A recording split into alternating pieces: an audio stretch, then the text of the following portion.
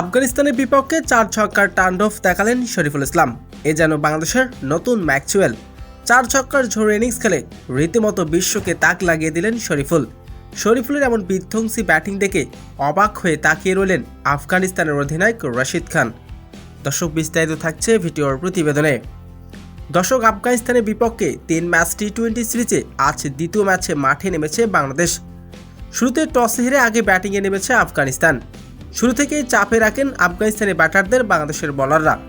তবে শেষ দিকে ঝড়ো ইনিংস খেলেন আফগানিস্তান। নির্ধারিত 20 ওভার শেষে 5 উইকেট হারিয়ে 146 রানের লক্ষ্য তাড়া করায় বাংলাদেশের বিপক্ষে।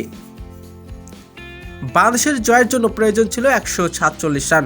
তবে সেই রানের জবাবে ব্যাটিং করতে নেমে শুরুতেই ধাক্কা খায় বাংলাদেশ। মাত্র 3 রানের মাথায় ওপেনার তানজিদ তামিমকে হারায় বাংলাদেশ। এরপর দলীয় 16 রানের মাথায় আরেকটি উইকেট হারায় বাংলাদেশ, যেখানে ওপেনার পারভেজ হোসেন ইমন মাত্র 2 রান করেই সাজ করে ফেরেন তিনি। এরপর শামীম পাটোয়ারি আর জাকির আলী মিলে দুর্দান্ত এক ইনিংস খেলেন। তবে 80 রানের মাথায় সাজ করে ফেরেন জাকির আলী অনিক। এরপর একে একে উইকেট হারায় বাংলাদেশ। তবে শেষ দিকে শুরু হয় এক নাটকীয়তা।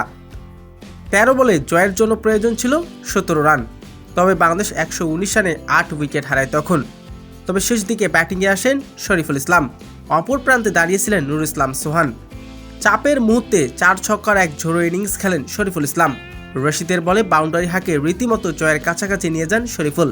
এরপর আরেকটা বাউন্ডারি হাঁকিয়ে রীতিমতো দলকে জয় এনে দেন শরীফুল। আর এদিন জয়ের নায়ক ছিলেন শরীফুল ইসলাম। মাত্র 6 বল খেলে 11 রানের বিধ্বংসী এক ইনিংস খেলেছেন শরীফুল, যেখানে ছিল 2টা বাউন্ডারি, দেখার মতো। তো দর্শক, শরীফুল ইসলামের এমন বিধ্বংসী ব্যাটিং আপনার কেমন লেগেছে? দর্শক, জানিয়ে দিন আপনার মূল্যবান মতামতটি কমেন্ট বক্সে।